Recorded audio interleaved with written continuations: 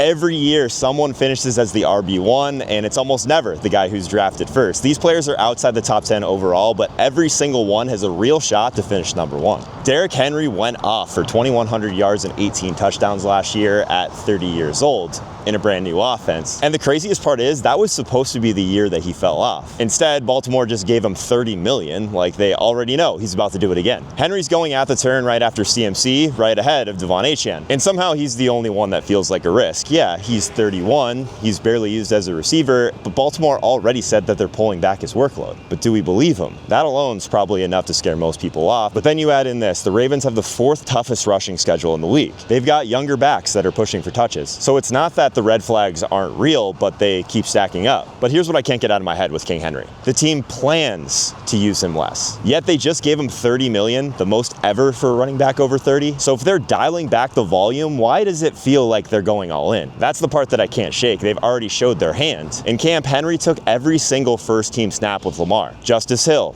0. Keaton Mitchell, still recovering. They're not experimenting, they're committing, they're doubling down on what worked. And then there's this. Derrick Henry led the NFL in breakaway runs, so you're pairing the NFL's most feared downhill runner with the NFL's most terrifying QB talent. That's not a scheme fit, that's a defensive nightmare. One that forces softer fronts to Henry by default. And Baltimore's leaning into it. They drafted the fastest offensive tackle in the class to anchor their right side. Speed is key here though, because it's not a protection pick. It's the guy that's gonna build lanes for Lamar on the right side. But not just for Lamar, a literal runway so Henry can hit the second level untouched. So even with the red flags, the age, the touches, the usage, he still broke 60 plus tackles last season. That's the same as Jahmyr Gibbs and Kenneth Walker combined. Now he's running behind an offensive line that moves in a scheme that's built to create space for a team projected top 5 in rushing touchdowns. So when people ask why I can't fade Derrick Henry yet, it's because I don't see a washed up back on his last legs. I see a 240-pound missile still in an offense that knows how to launch it. The moment that flipped everything for me was realizing that we're still fading Derrick Henry like he's a 30-year-old power back on a dead Titans team. But that's not who he is anymore in Baltimore. They gave him 60 red zone touches. That's 3.5 per game on a team that finished top 2 in red zone trips and number 1 in play action success rate. He's not just surviving, he's thriving in a role this offense was built to support. They stretch the line horizontally, Lamar's holding linebackers in place, and Henry, he's getting 3 to 4 yards of space before anyone touches him. Not because he's breaking tackles at the line, but because he doesn't have to anymore. That's the part that I couldn't unsee. This isn't about tread on the tires, it's about the length of the runway. Because Henry's still top 10 in yards after contact per carry, and now he's in an offense where contact isn't even the first thing that he sees. So no, it's not the same Derrick Henry, but the new one, he could score 20 plus touchdowns and finish RB1 overall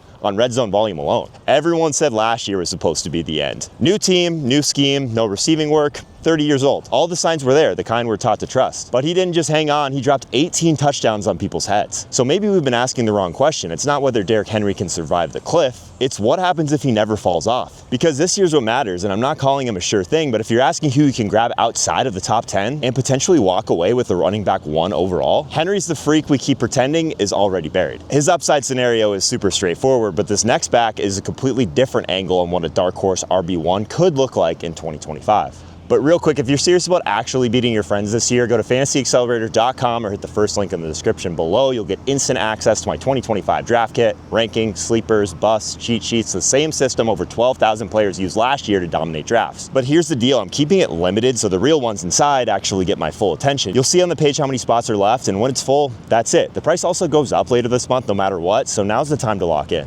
Achane averaged over 22 fantasy points per game with Tua behind center, but without him, 8. That's not volatility, that's a player who needs one thing to go right, so every time I see him sitting there at the turn, I wonder how long we're gonna keep pretending it's not worth the risk. He's going as RB11, right in that weird tier where you're not chasing safety, but you're not drafting blind either. And yet, when I'm on the clock, I hesitate. Because unlike a guy like Derrick Henry, Achane is the only one in that range who might actually lead all running backs in catches. I've read every take, the injury concerns, the size questions, the efficiency drop, short yardage woes, but here's what keeps messing with me. The entire horizontal package in Miami was built to funnel touches to him underneath. And now Jonnu Smith's gone, the only other guy that those looks were going to. So that means we have some premium targets up for grabs. And Achane, not Tyreek Hill, might just be the one who absorbs them. That's what I can't shake. He wasn't schemed like a running back, he was schemed like a wide receiver. So how do you price that? It's not the talent, it's not the role, but a nuclear ceiling locked behind one of the most concussion motion-prone quarterbacks in the league. I keep telling myself Devon Achane can't be that guy. He's tiny, he's missed games, he doesn't have that traditional bell cow role. But then I look back at those 10 starts with Tua and start to feel insane for doubting it, because when Tua was healthy, Achane wasn't just breaking big plays. He was the entire system's counterpunch. Miami led the league in pre-snap motion, and they weren't using it just to scheme Tyreek the ball. They were running it through Achane. He had more motion carries and motion targets than any back on the roster, and then I started digging into some of the red zone stuff, because if he's really just a speed guy, they'd rotate him out of there, right?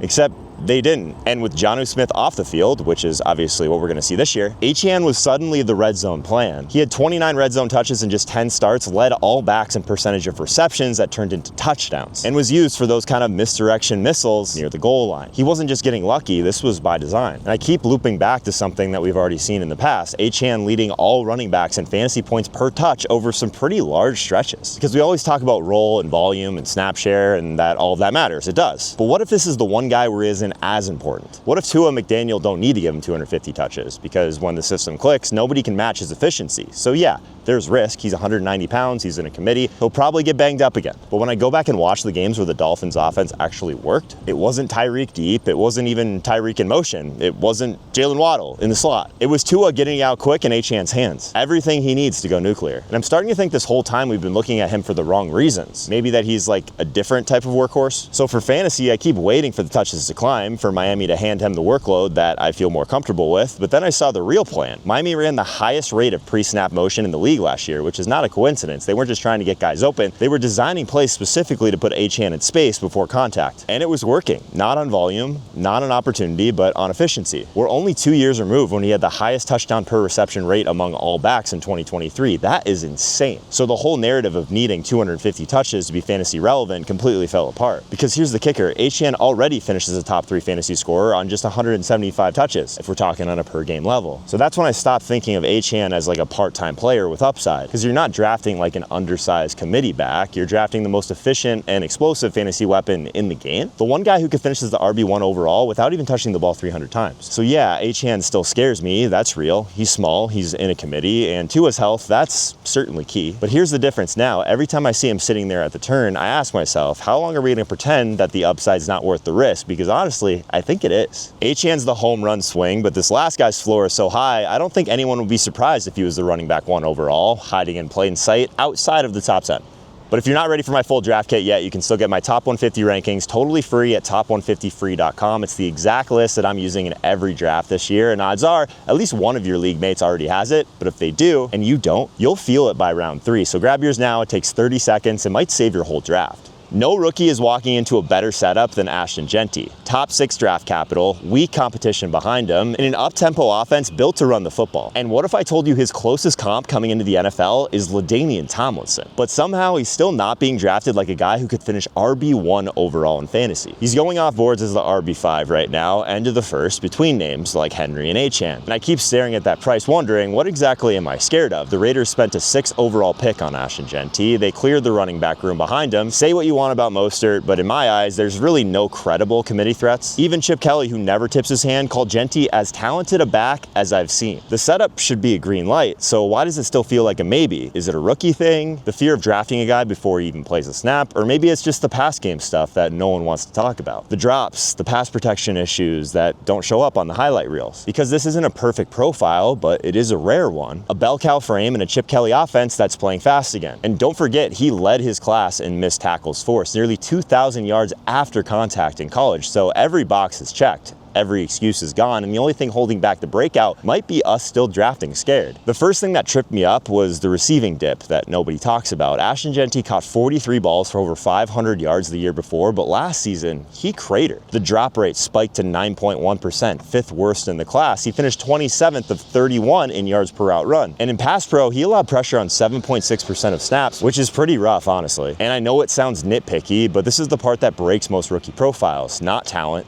It's trust. The second a guy misses a blitz pickup in the NFL, his snap count evaporates. But then I look at what the Raiders actually did. They gave him top 6 draft capital, $22.7 million signing bonus, and they cleared out the backfield. Mostert's 33, and the rest of the room is pretty irrelevant. So the Raiders desperately need this investment to work. They were dead last in rushing EPA, success rate, and first down conversions last year. They didn't need just a spark, they needed a savior in the ground game. And now they have a 22-year-old who averaged 4.8 yards after contact per carry, forced a missed tackle on 1/3 of his rushes, and posted nearly 2,000 yards after contact last season. That's not talented. That's the kind of violent, unsustainable output you only get from backs who break fantasy. But the line is still a problem. They rank 24th in run blocking win rate, and their most used O-line combo is on the field for just 30% of plays. The only guy who started all 17 games is in a contract year. It could gel, but I'm definitely worried. Then there's Pete Carroll, pretending he won't rely on just one guy, which feels like classic coach speak. Let's not forget that Kenneth Walker got the 5th highest rush share in football across 2 seasons under Carroll. And you don't draft a guy at 6 overall unless you plan to do that again. You don't hire Chip Kelly unless you're going to run your offense through an up-tempo ground attack. I almost took the Mostert news as a sign to fade Jeanty. He'll be the primary third back, they were saying in the media. And that whisper in my head nearly won out. And then I remembered he was projected for the 5th most carries in the entire league. That's a full workload, day 1 in Vegas. That's a guarantee, not a question mark. It's not just the volume, it's how the Raiders reshape this offense around Jeanty's strengths. Rookies don't just get that type of trust unless they're special. So that's the second I stopped pretending that this isn't any sort of backfield battle. It's Jeanty carving out a path for every snap. But I get why you're nervous. I get why drafting a rookie in the first feels like a reckless, almost arrogant move. But honestly, I'm done letting fear steal my fantasy season. Jeanty isn't just another rookie. I'm not drafting him to hedge or play it safe. I'm drafting him because he has the cleanest path of any rookie we've seen in years to finish as the RB1 overall. If I'm wrong,